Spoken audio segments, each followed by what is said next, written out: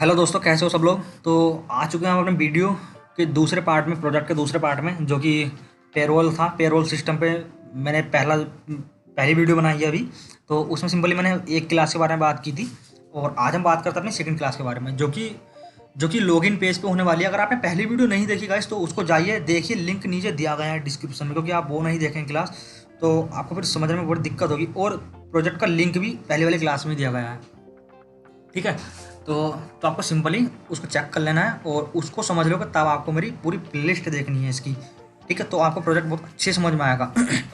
Drag and drop में कर नहीं रहा, इसमें आपको कोड लिखा हुआ पूरा प्रोजेक्ट का, आप देख सकते हैं लॉगिन क्लास का पूरा कोड लिखा हुआ।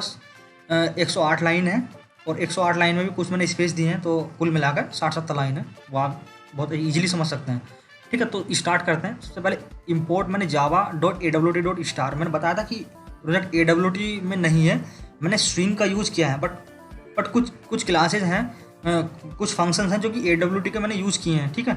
इसलिए मैंने AWT को यहाँ पे यूज़ किया। जैसे कि एक्शन लिसनर है, ये awt.event और AWT में आता है, तो इसके लिए फिर इसके लिए मुझे इंपोर्ट करानी पड़ी java.awt, ठीक है। और java.x.swing मैंने यूज़ कराई है। और जिन्होंने स्विंग डीप में नहीं पढ़ी उनके लिए बता दूँ कि स्विंग और AWT में ज़्यादा अंतर नहीं है। बस सिंपली इतना है कि अगर आप AWT यूज़ कर रहे हैं तो आपको ऐसे लेवल यूज़ करना, तो आपको लेवल लिखना पड़ेगा। और स्विंग यूज़ कर रहे हैं तो लेवल का जे लगाना है सिंपली आपको, जैसे कि यहाँ पे देख रहे हो आप, जे लेवल जे बटन, ठीक है। बस इतना है। और .SQL यूज़ की है वो इसलिए क्योंकि कनेक्शन मुझे यूज़ करना है यहाँ पे। और उसके बाद पब्लिक क्लास लॉगिन पेज बनाना है, एक्सटेंड जे फ्रेम करना है। जे फ्रेम क्यों करना है? क्योंकि मुझे फ्रेम बनानी है, तो उसके लिए एक्सटेंड मुझे जे फ्रेम क्लास करानी पड़ेगी। अगर आप क्लास को एक्सटेंड नहीं करा रहे हैं तो फिर आपको सिंपल इसका ऑब्जेक्ट बनाना पड़ेगा, ठीक है। तो ऑब्जेक्ट वाला काम मुझे थोड़ा लेंदी लगता है, लंबा है, और थोड़ा सा कुछ बच्चों को समझने में दिक्कत आती है, उसको मुझे भी दिक्कत आती है थोड़ा समझने में, तो इसलिए मैं उसको एक्सटेंड करा लेता हूँ। एक इम्प्लीमेंट्स एक्शन लिस्टनर कराया है, उसके बारे में बात करेंगे नीचे हम अभी, ठीक है। तो अभी इसको पहले मैं ओपन करा देता हूँ यार, मैंने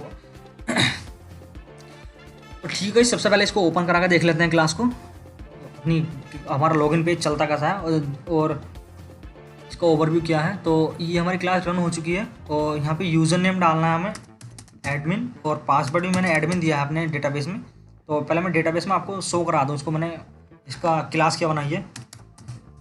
सबसे पहले मैं इसको डेटाबेस में जाकर शो कराता हूँ आपको अपनी क्लास। और अगर आपको डेटाबेस का कोड चाहिए कि डेटाबेस में क्लास कैसे बनाई है, सॉरी डेटाबेस में टेबल्स और कैसे क्रिएट किए हैं मैंने, वैसे आपको डेटाबेस का कोड चाहिए तो सिंपली आपको क्या करना है, सिंपल से आपको कमेंट बॉक्स में जानी है और कमेंट लिखनी है।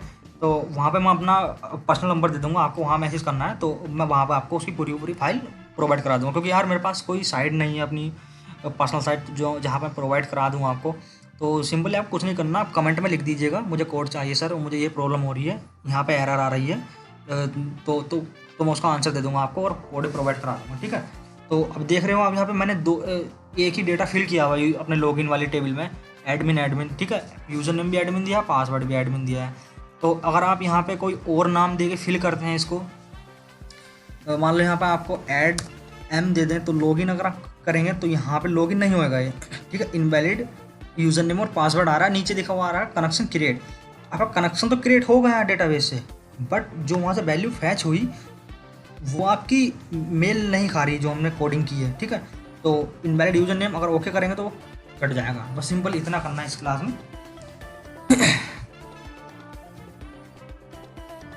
तो हम चलते हैं अभी तो ठीक है गाइस, एक्शन लिस्टनर बना दिया। तो और उसके बाद हमें जे लेबल बनाने हैं। लेबल्स क्यों बनाने हैं, अभी मैं इसको दोबारा रन करा कर दिखाता हूँ आपको। तो आपको प्रोजेक्ट बनाना है, ठीक है।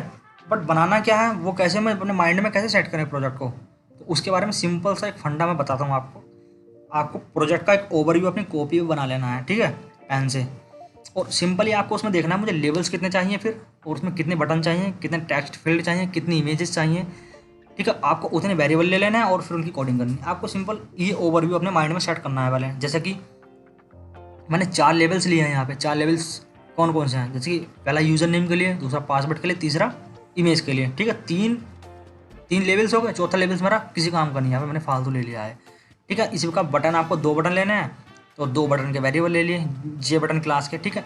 2 टेक्स्ट फील्ड चाहिए तो 2 टेक्स्ट फील्ड ले लिए। और 2 पैनल चाहिए मुझे। 2 पैनल क्यों, क्योंकि एक पैनल इतने काम के लिए और एक पैनल आपकी इमेज को स्टोर कराने के लिए, ठीक है।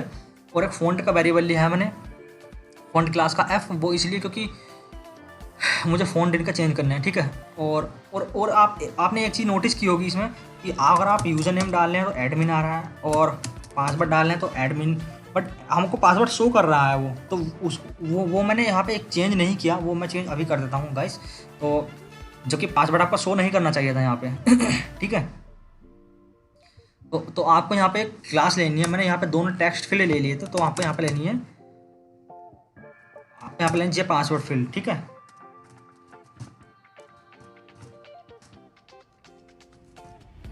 आपको सिंपल इतना लेना है, और यहाँ से आपको TF2 आपको यहाँ से हटा देना है और इसको सेव करना है। और PF के लिए फिर मुझे अभी कोडिंग इसके नीचे करते हैं। तो अभी सिंपल देखना है, मैंने यहाँ पे लॉगिन पेज का अपना कंस्ट्रक्टर बनाया, और उसके बाद मैंने यहाँ पे सुपर दिया, सुपर लॉगिन पेज, वो इसलिए क्योंकि मैं इसको फिर से रन कराता हूँ एक बार। इस बार शायद मुझे लगता है कोई एरर आएगी इसमें। हाँ गाइस, एरर आ रही है, वो इसलिए क्योंकि इनकम्प्लीट सोर्स कोड बता रहा है वो, क्योंकि TF2 के लिए, क्योंकि मैंने यहाँ पे TF2 डिलीट कर दिया ना, तो अभी उसके लिए यहाँ पे एरर दिखा रहा है।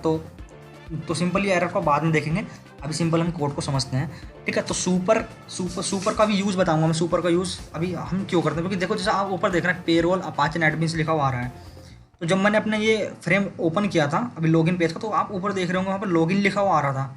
तो सिंपली उसके लिए मैं आपको यूज़ करना है सुपर का, और सुपर का यूज़ आप कंस्ट्रक्टर में सबसे ऊपर करना है, ठीक है। और यहाँ पे मैंने उसका साइज कर दिया 380 और 180, और सेट लोकेशन आपको यहाँ पे सेट करनी है 500 और 200, ठीक है। सेट रिसाइजेबल का मतलब ये होता है कि आप उसको साइज चेंज नहीं कर सकते। जैसे आपका फ्रेम था तो आप उसका साइज को चेंज नहीं कर सकते थे वहाँ पे, ठीक है। और सेट अनडेकोरेटेड टू, इसको आप हटा दीजिए, इसका यूज मैं बाद में बताऊँगा आपको।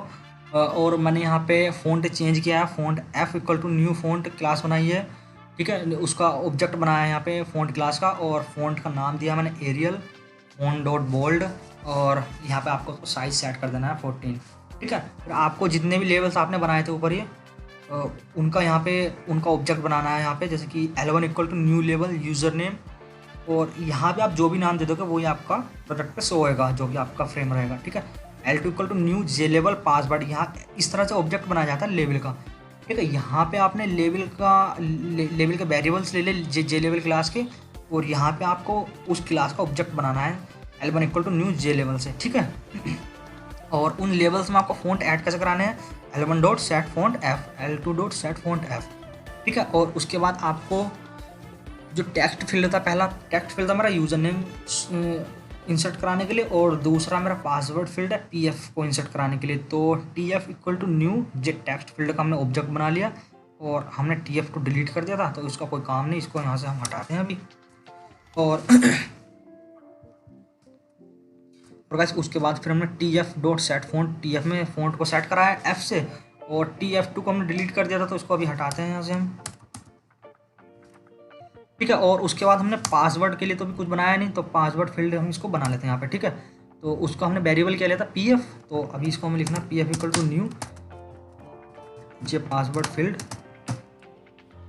और यहाँ पे हमें कुछ नहीं देना। आप यहाँ पे सिंपल वैल्यू भी दे सकते हैं, जैसे हमने 15 दे दी यहाँ पे, तो इसका मतलब होता है कि आप वहाँ 15 ही वैल्यू स्टोर करा सकते हैं, ठीक है।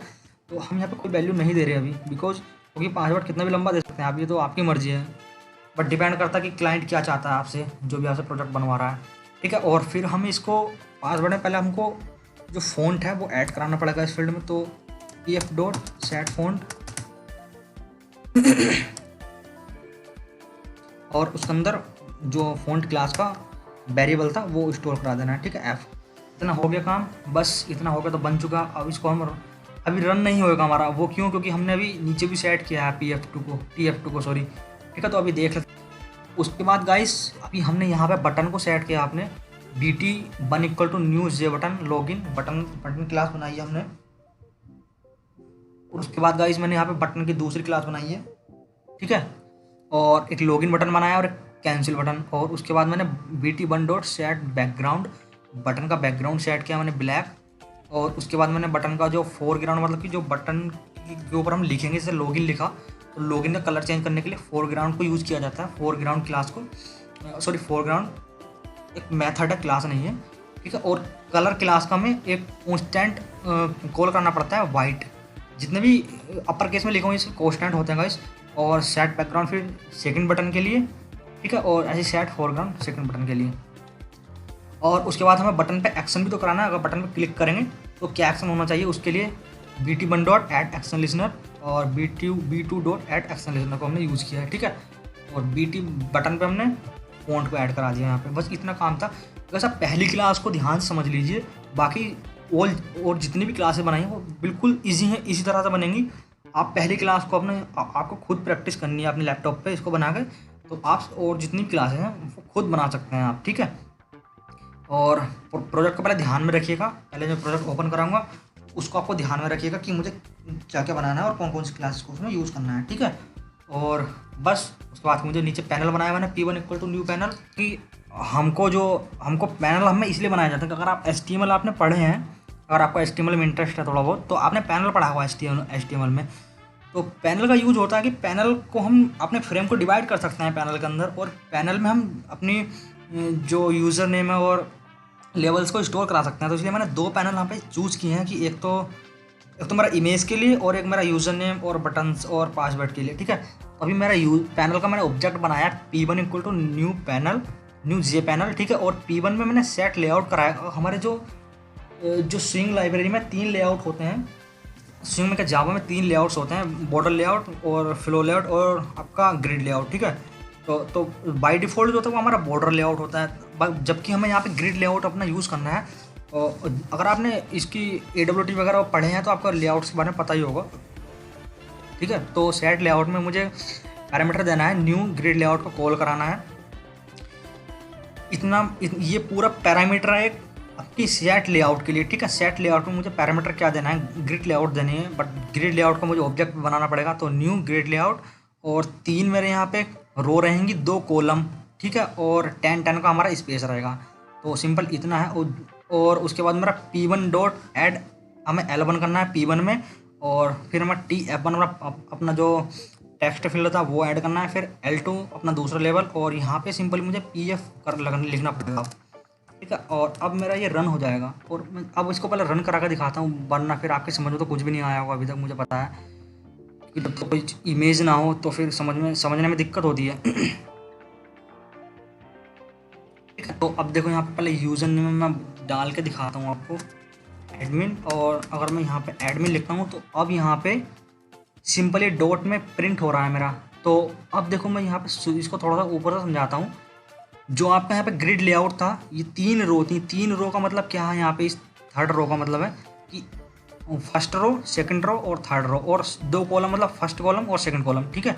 और 10 का मतलब क्या है, इनके बीच जो गैप आ रहा है 10 का गैप आ रहा है दोनों सबके बीच में, ठीक है। और जो 2 कॉलम है उनके बीच में 10 का गैप आ रहा है। यहाँ पर जो इतना सारा गैप है उसका मतलब ये है कि जो पासवर्ड अपनी जो बिर्थ सेट कर रहा है पूरी, वो यहाँ तक सेट कर रहा है, ठीक है, यहाँ तक, और इन दोनों की बिर्थ यहाँ तक है सेट, ठीक है। और उसके बाद आपका टेक्स्ट फील्ड है, फिर पासवर्ड फील्ड है, और ठीक है।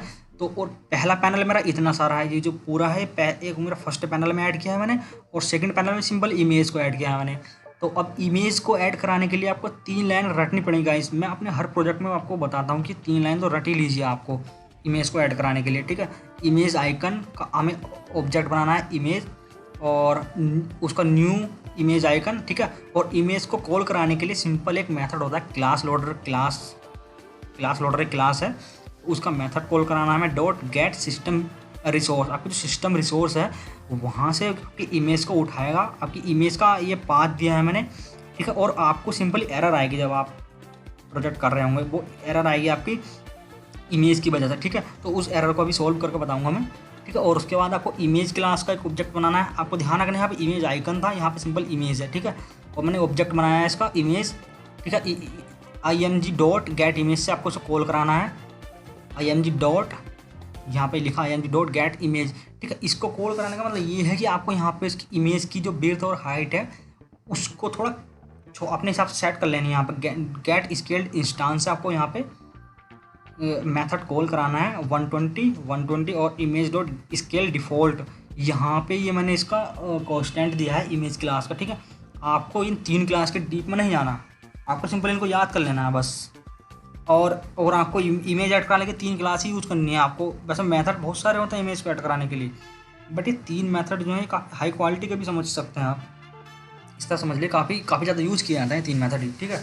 और फिर आपको इमेज आइकन दोबारा कॉल करानी है और उसके अंदर आपको अपना इमेज ऐड करा देनी है, सिंपली इमेज क्लास का ऑब्जेक्ट जो बनाया था हमने।